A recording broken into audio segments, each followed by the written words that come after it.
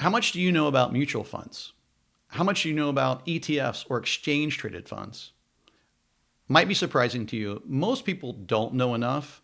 It'll be shocking what you'll find out in this video.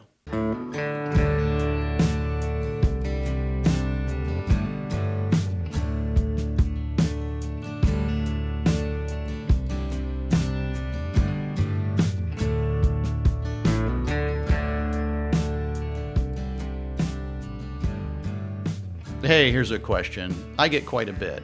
Statements are confusing, particularly when, I'm not talking about bank statements. I'm talking about statements from your broker, your advisor, whatever company or bank that you're working with. It's a big statement. It's full of all kinds of information. And the data that you're seeing, maybe it's bonds, maybe it's stocks, but a lot of times what you're going to see, in particular on retirement accounts, is you're going to see things like mutual funds or exchange traded funds. So a question I get a lot is, what's the difference between a mutual fund and an exchange traded fund? So I'm going to go back in time just a little bit here, because I think it's easier if you understand the history of investments and how they've evolved. You'll understand more about mutual funds and exchange traded funds. So think back to the 80s, and we've all seen that movie Wall Street, and we've all heard the stories, but people used to have stockbrokers. If you were an investor, you had somebody, they would call you or you would call them. Somebody had a hot stock tip.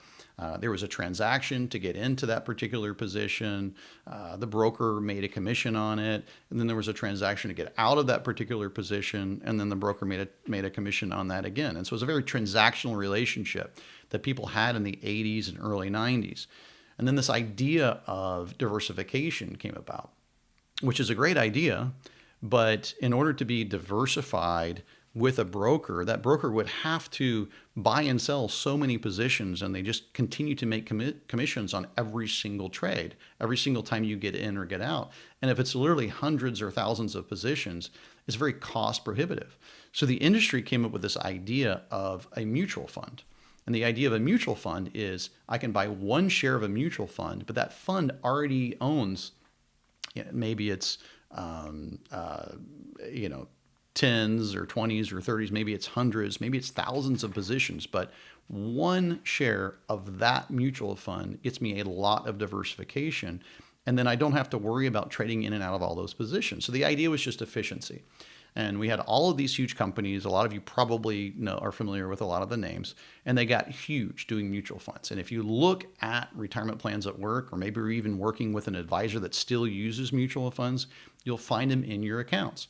Well, then the next sort of evolution of the industry, meaning financial services, is it keeps trying to get more and more efficient. So mutual funds were efficient when it came to diversification, but mutual funds weren't particularly efficient when it came to expense. So mutual funds not all, but tended to have high what's called expense ratios, or a load, meaning a fee that the advisor would get paid if you got in it on the front, or maybe it's back end loaded, they get paid on the way back out. But mutual funds were pretty expensive. So now competition, right, grows other businesses. And that business was exchange traded funds.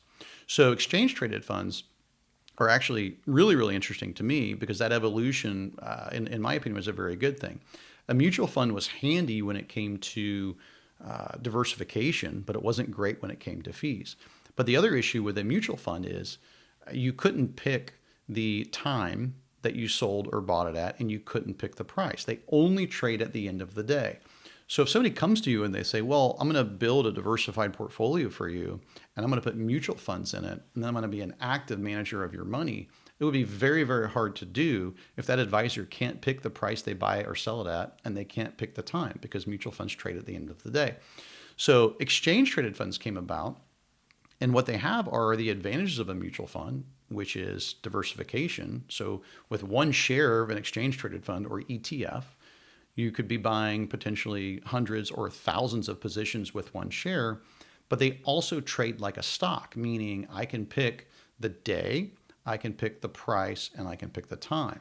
So if you want to be more efficient and being more active in the management of a portfolio, and you want to reduce fees, because ETFs, not all the time, but typically have lower fees than mutual funds, and you want to be able to pick the day, price, and time that you trade it at, an ETF is going to be more interesting. So when it comes to portfolio management, whether you're doing it yourself or you're working with a financial professional, you want to make sure that things like liquidity, are going to be in the portfolio because it's very, very important. Active management, and you want to get the fees as low as possible. Thank you for watching. Go to guardingyournestegg.com for your free and objective personal financial plan.